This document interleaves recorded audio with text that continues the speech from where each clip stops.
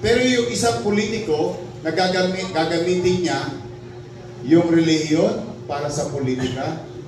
Wow! Anong tawag doon? Bulaang. Yung mga kabataan babae, mag-ingat kayo doon, ha? Kumakadila, kala ko. Buhay, haba ng dila. Kadiri. Yung mga taga-ibang distrito, siya sa atin ninyo. Maduduwal kayo. Ako, nahiya ako. Natotoo lang. Naano na ako ba? Kapal moks. Bagay kasi yung buhaya maganda sa pag, ano? Maganda sa sapatos. Matibay. Yung makapal. Hindi, pero pagbabayaran nila yan sa tao mo. Joey Oy!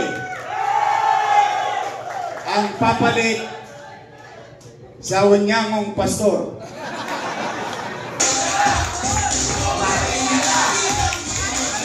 Maupo kayo.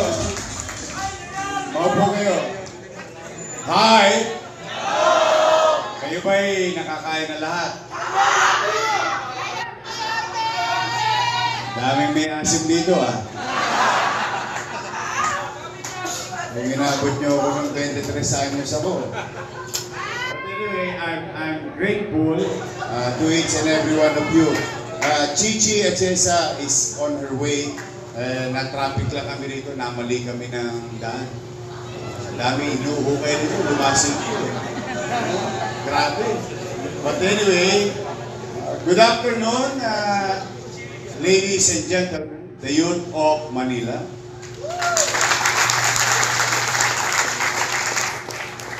Happy Sunday. I hope there will be more happy Sundays in our life in the city of Manila in the coming months and years. I would like to recognize itong congressman na ito. Ito yung namimiss ng kabataan sa 5th District. Kasi yung araw, every year, gusto ko rin sila makita. Yeah. Every year, merong sports fest ang Kabaka.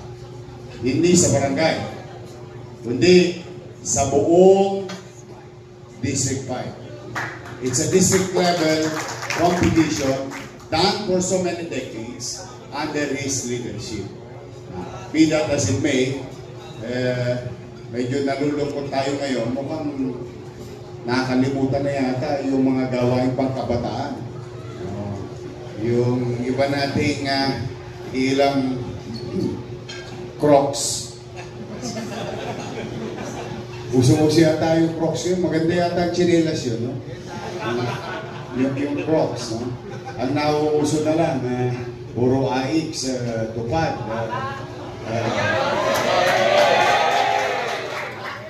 Nakakalimutan nila na yun ay additional program lamang ng ating pamahalaan.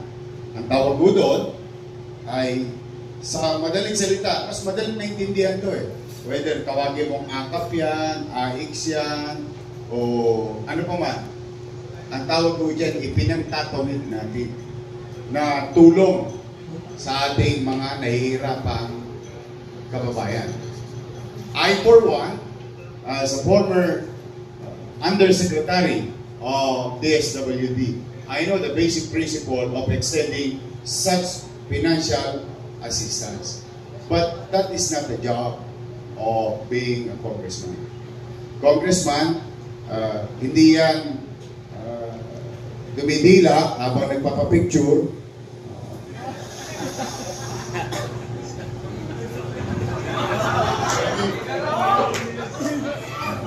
Ayan, ano tawag? Ano yung pagtapos ng ano yan, yung pre-over nila, yung first collection, second collection. Ako, may kilala akong congressman sa Maynila.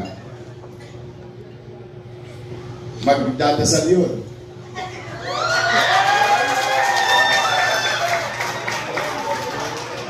Tapos, ay siyempre, lahat na kanyang mga nasasakupan, tutulong naman sa simbahan. Tama naman. Obligasyon natin yun. Okay? Basta kahit ano reliyon, pangkalatan, usually may obligasyon tayo sa ating simbahan. Pero siya kukolekta. Yung bishop ngayon, meron yung payong. Sasalukin lahat. Pagbigay na ng mga tulong ng mga nasasakupan, no? Iahagis niyo yung sa taas. Ito para sa langit. Lahat ng bumagsak para sa akin. Daya. Kaya ang ganda ng mga ha? Diyos ko. Saan ba nakakabili ng Crocs? So, titignan niyo yung mga binabanggit ko, unti-unting lumalayo, kayo mga kabataan kayo, will be somewhere along the way, one of you here will be counselor. One of you here will be vice mayor. One of you here will be congressman. Or even mayor, for that matter. Huwag kayong lalayo sa tunay na layunin ng public office. Today, we are culminating our organization, honing, going to group,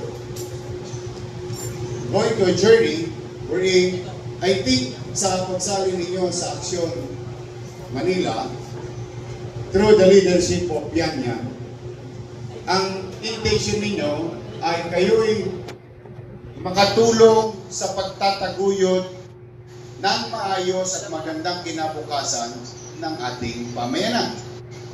Unless you have any other reason, huwag kayong mag-alala. Todits.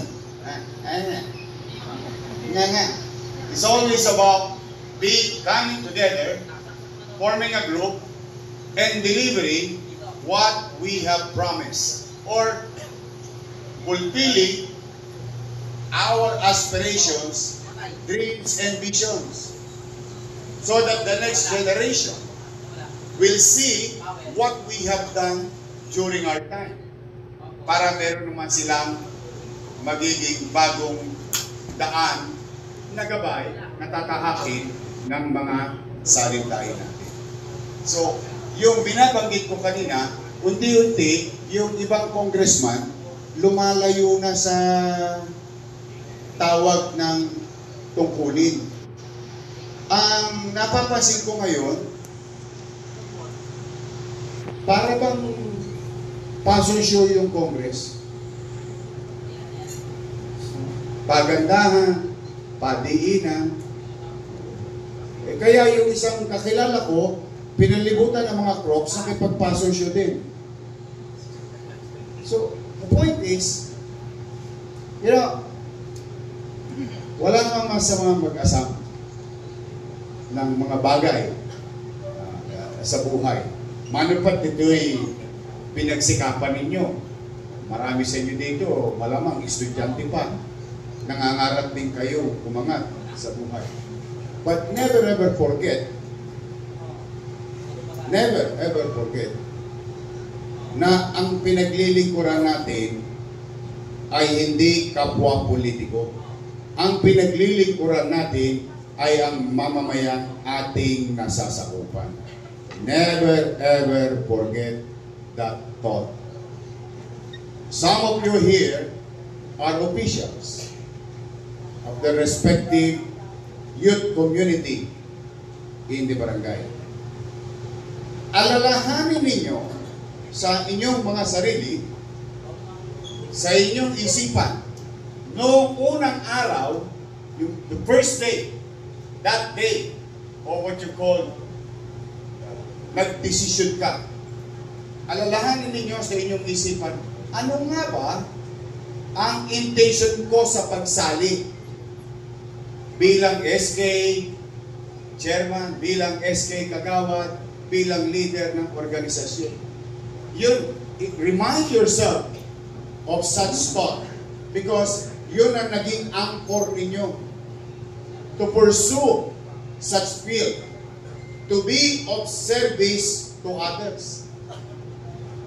Yan ang wag na wag niyong lilimutin. Sa mundo ng public service or politics, you will face a lot of clouds in your eyes. A lot of clouds. Ayan ay talaga nakapagpapalabo ng mata. Yang mga ulap sa harapan natin.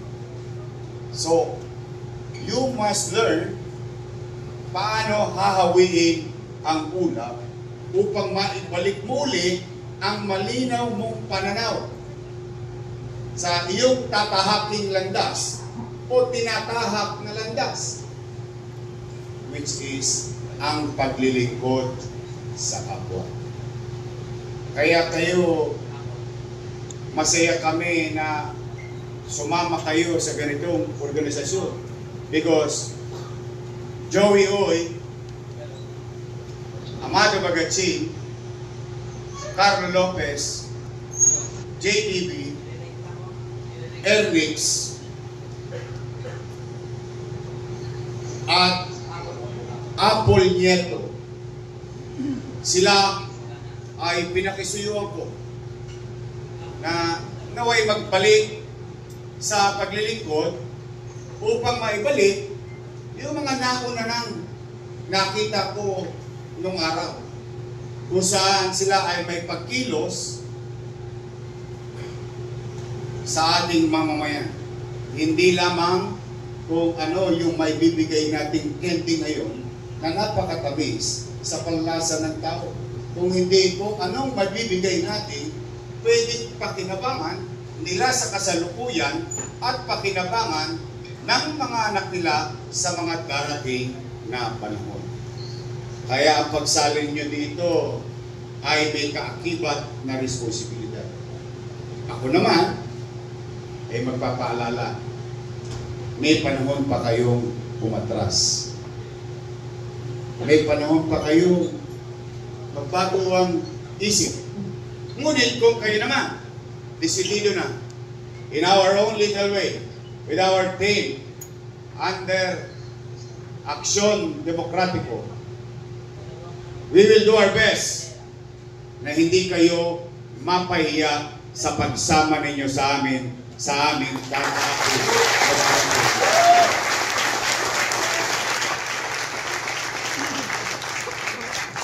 like you, I started very young. I started at the age of 23. The youngest councilor ever elected in the city of Manila. The youngest vice mayor ever elected in the city of Manila. The youngest mayor-elect in the city of Manila, because it was then one of the great mayor of Manila. We call them, panahon nila Amado to, nung bata pa sila, si Yeba. Naalala niyo po ba si Yeba? Yeba. Gat Puno Antonio Villegas. He was called Yeba because Yeba means young, energetic, brilliant achiever. But he became mayor through natural succession. I became mayor through election at a very young age. So, my point saying that to you is that it is achievable. Pwedeng mangyari sa inyo yung nangyari sa akin.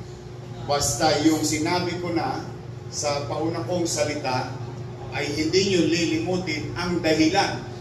No matter what will be the consequences of your choices in politics, as long that choice prioritize or we prioritize our people. Pwede kang ipako sa krus, akusahan ka ng kung sino-sino, ng kapwa mo politiko. Pwede kang hagisan ng putik. But you have to stay in the course. Stay in that belief of yours.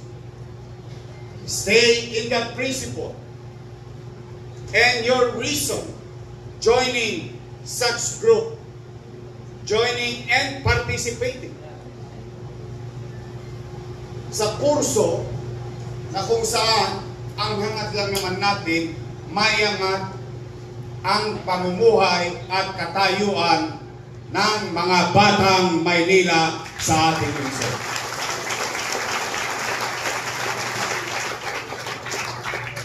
Today is the core, establishing Action Youth of Manila. Today is history, and you are part of it. Today is the beginning of wherein ang lahat ng kabataan sa lungsod ng Maynila ay magsasama-sama at may hikayat ninyo dahil sa inyong kagalingan na tayo ay tumungo sa lungsod na kung saan darating na matino, matiwasay at panatag ang pamumuhay. Yun ang ating layunin. Palakasin ang kabataan.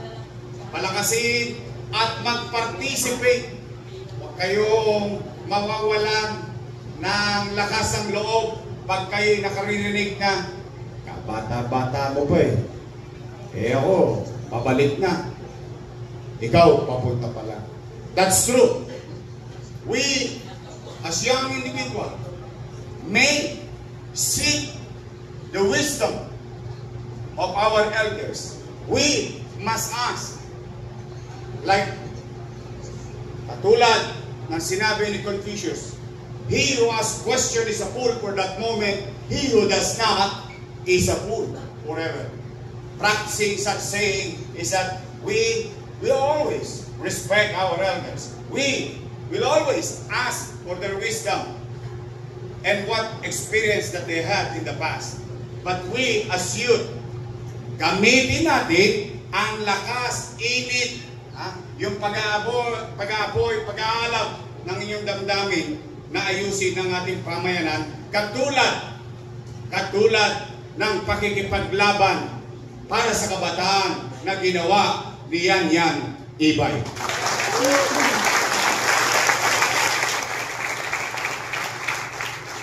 Hindi siya nagpatiklop. Kahit na medyo siya'y pinagtutulungan.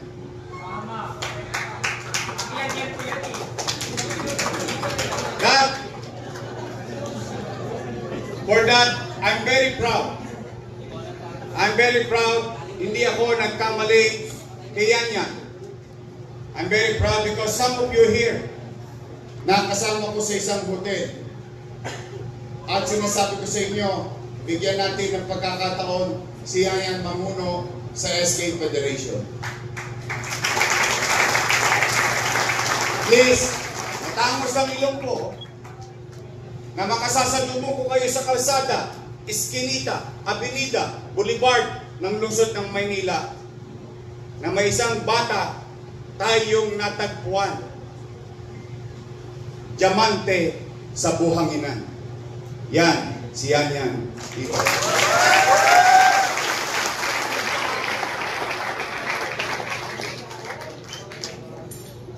Mahirap yung ginawa to, Rich. Sa totoo lang. Pero pinakita niya sa inyo na kahit sa murang edad, napapalibutan ng may mga nakatatanda sa kanya. Nanindigan siya. At the same time, while she was firm about what she believes, that what is right and what is wrong, she continued to show respect to our elders. Yan ang simbolo ng kabataan ng lungsod ng Maynila.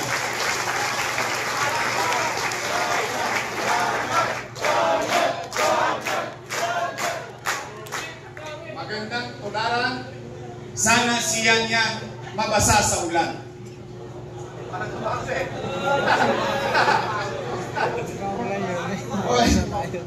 Ang mga mabubuti dapat dumarami. We're very proud of you, Richard and I, and your team.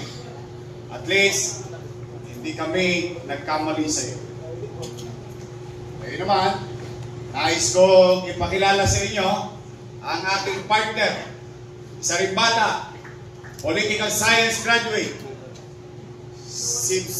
Nakita niya na ang katatayuan ng mundo ng public service at a very young age. Isang misyonaryo, broadcaster, nag-aral. Higit sa lahat, may asim pa.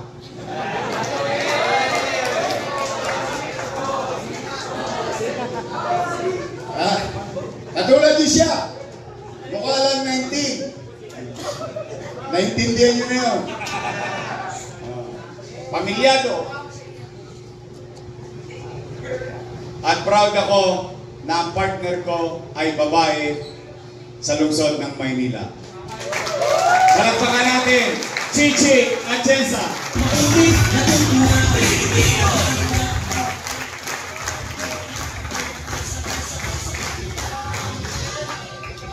So sa inyong lahat na naparito, maraming salamat. Linggo ngayon, dapat kasama niyo ang pamilya ninyo.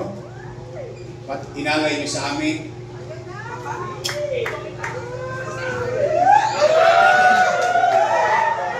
Huwag kayo mag-alala naman. Mayawa ang Diyos. Si Daddy A, mga taga 5th District. Si JTV. Joey Oy, ang papalit sa Unyangong pastor.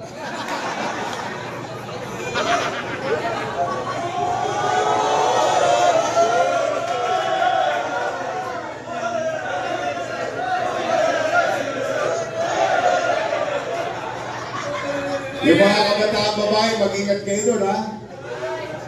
Kung makadila, kala ko buhay, haba ng dila.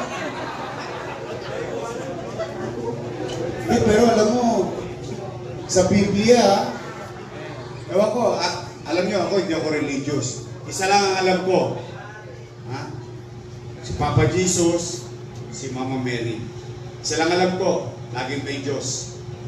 Pero hindi ko alam ang mga nilalaman ng Biblia. At ang lagi kong kaya gawin, ay magdasal. Diretso kasi sabi ng nanay ko, kahit anong oras daw, pwede mong makausap ang Diyos. Kaya huwag mong pagkakaitan ng sarili mong makausap ang Diyos. Pero yung isang politiko, na gagamitin niya yung relihiyon para sa politika. Wow! Anong tawag doon? Hulaang propeta. Di ba ganun ba yun sa Biblia? Ganun daw yun eh, yung mga kampo ni Satanas, ilalabas sa, ewan ko lang ha, kinukwento lang na matatanda. Tanong nyo to sa nanay ninyo, o kaya sa lola ninyo. Hindi, ako lang ha, ako yun naman yung akin. Ano? Yung ilalabas yun, kunwari, anghel. Ilalabas yun ng demonyo sa lupa. Tapos para bumuo ng mga nasasakupan niya, unti-unti. Yung pala ay masama ang intention. Sad to say, but anyway, that's for the people to judge. We are not about, I don't care. Hindi ko naman siya bumoto eh. Ganun lang kasimple yun eh. Tama ba?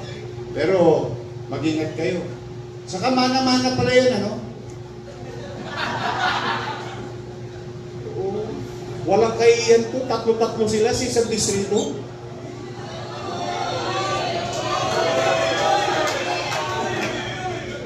Kadiri.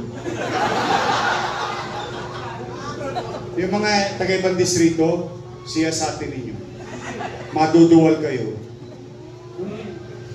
Ako, nahiya ako. Sa totoo lang.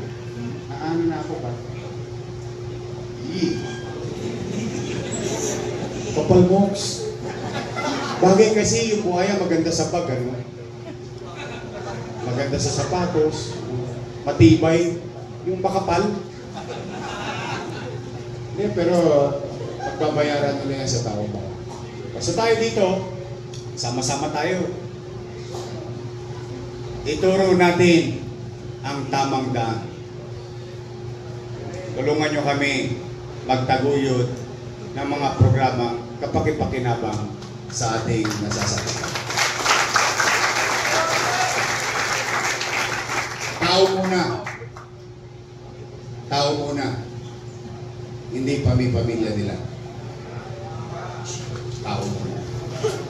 So, anyway, are you guys ready? Yes! Baka mamaya, pagka bumanga ng AIX, ha? Uso-uso pa naman ang J.O. ngayon.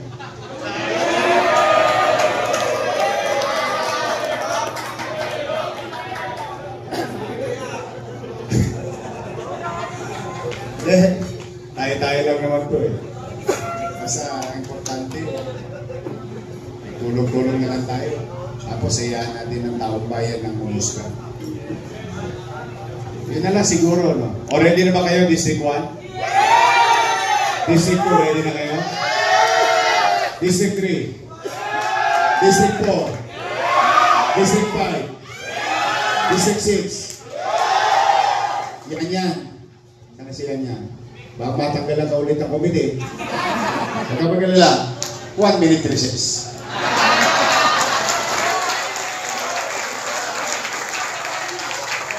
At least yung vice mayor ko, tingnan niya naman, sexy. Hindi may ibig sa recess yan eh. Ang favorite subject niya mag-aral, hindi mag-recess. 1 minutong pagpapahinga. Ipagpahinga na natin ang matagalan.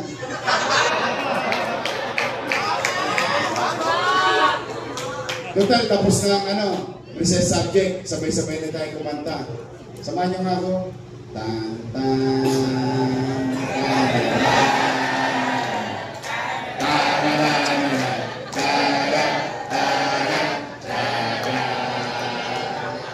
one more time with feelings.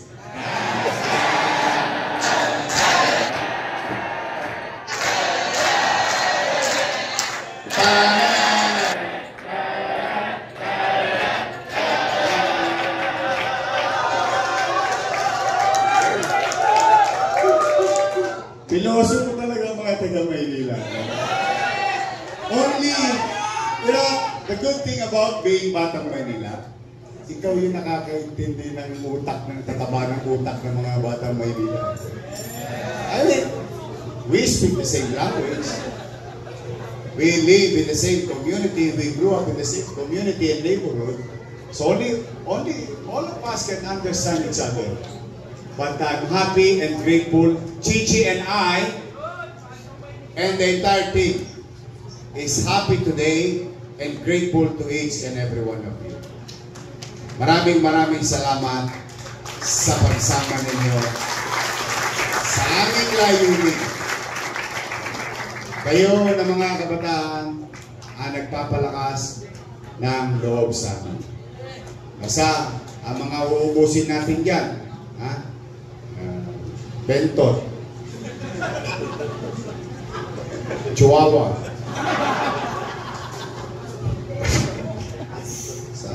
yung mula, yung pastor. Tapos yung isa, pabalik natin sa Magallanes. Yung isa naman, yung gwapo sa Tondo. At least nanindigan. Kahit bata pa.